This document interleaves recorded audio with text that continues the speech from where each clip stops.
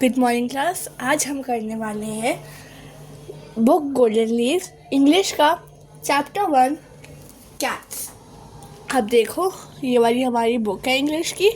इससे हम करने वाले हैं हमारा चैप्टर नंबर 1 कैट्स। तो आप अपनी बुक निकाल लीजिए।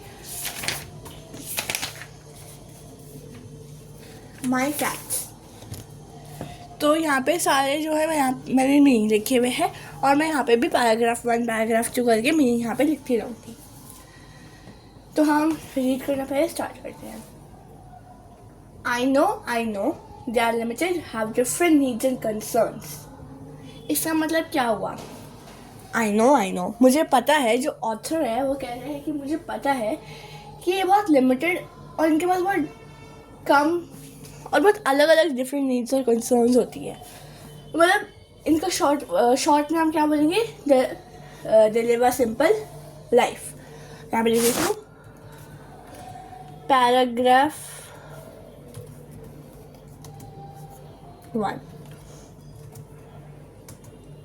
पूरा मीनिंग लिखूंगी मैं।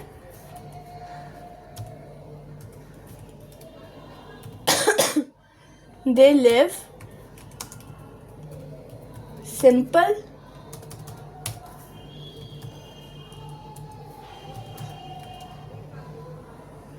lives। ठीक है। Then, but I watch and learn from them. I like the little they know, which is so much। क्या कह रहे हैं? मतलब मुझे पता है, I watch and learn from them. मैं देखता हूँ, इनसे बहुत कुछ सीखता हूँ। जो मुझे छोटा बहुत पता है मैं इनसे सीखता हूँ। Which is so much. अब कैट्स है, इनको भी अगर कुछ पता होगा, जो पेट्स होते हैं, एनिमल्स होते हैं, इनको भी कुछ पता होगा तो वो बहुत है। That's sufficient.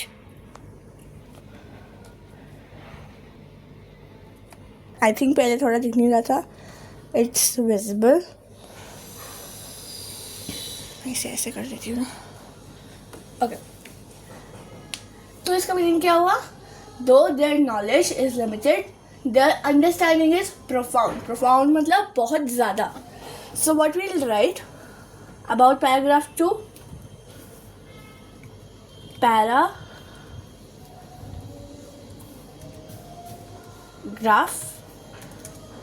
2।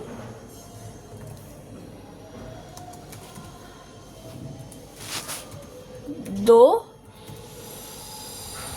There,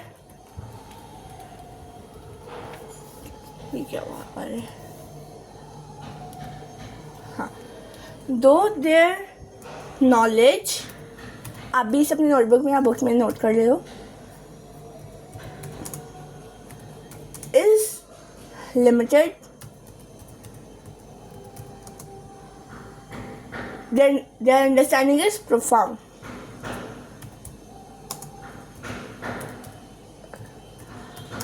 Their understanding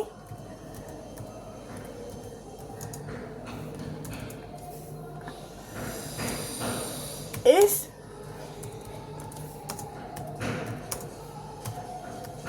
profound। मतलब उनकी अंडरस्टैंडिंग बहुत है। आप प्रोफाउंड का मीनिंग लिख लो, मैं यहाँ पे नहीं लिख रही हूँ, मैंने क्योंकि बता दिया। प्रोफाउंड मीन्स बहुत ज़्यादा, इन बल्क। ठीक है। They complain but never worry, they walk with a surprising dignity, they sleep with a direct simplicity that humans just can't understand. क्या है? They complain but never worry. ये कंप्लेन करते हैं। किसके लिए कंप्लेन करते हैं?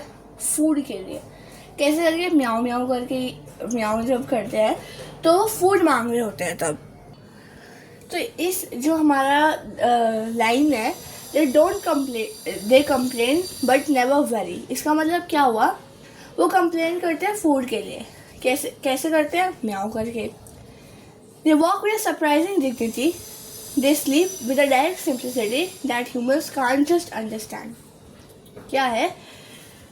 दे walk with surprising dignity. Dignity मतलब एक सीरियस मैनर में, एक सरप्राइजिंगली और एक सीरियस मैनर में वो वॉक करते हैं और एक डायरेक्ट सिंप्लिसिटी के साथ एक मतलब डायरेक्ट होते हैं, वो डायरेक्ट सोते हैं, डायरेक्ट सिंप्लिसिटी के साथ सोते हैं, जो कि हम ह्यूमंस अंडरस्टैंड नहीं कर सकते. सो जो हमारी लाइन है, they complain but never worry, इसका मतलब क्या हुआ? Complain for food by meowing. Complain for food by meowing and they do not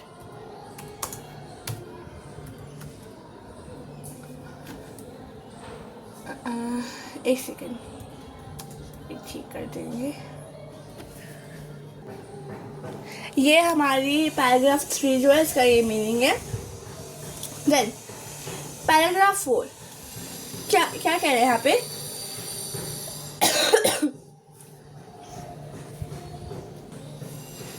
They sleep with direct simplicity that humans can't just understand. मतलब वो ओवर थिंक नहीं करते, वो सोते हुए ओवर थिंक नहीं करते. They do not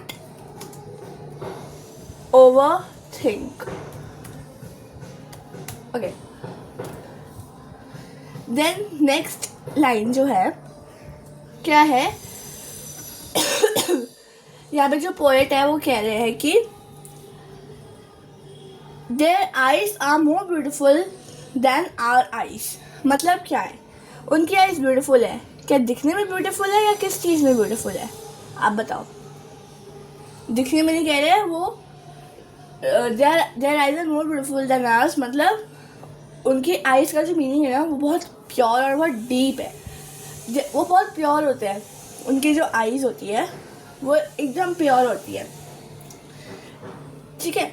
जैसे अब ह्यूमन्स है, वो टीवी भी देखते हैं तो उनकी आइज़ ख़राब होती है, लेकिन इनकी आइज़ इतनी मतलब प्योर है कि आपने कभी देखा किसी कैट को चश्मा लगते हुए? नहीं ना. इसीलिए इनकी आइज़ बहुत प्योर और बहुत डीप है. आप इनकी आइज़ दिखने में भी सुंदर है एंड वैसे भी सुंदर है. There eyes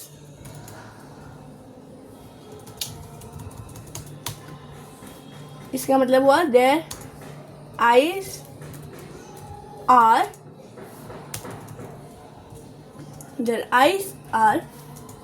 pure and deep.